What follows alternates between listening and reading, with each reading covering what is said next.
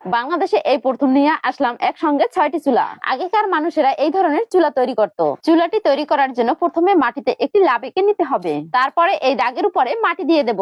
এখানে নরম মাটিটা দেওয়ার ফলে ইটগুলো বসাতে খুব সুবিধা হবে। এখানে আমি মোট 18টি ইট বসিয়ে নিয়েছি। ইটগুলো বসানো হয়ে গেলে সব জায়গায় আমি নরম মাটি দিয়ে দেব।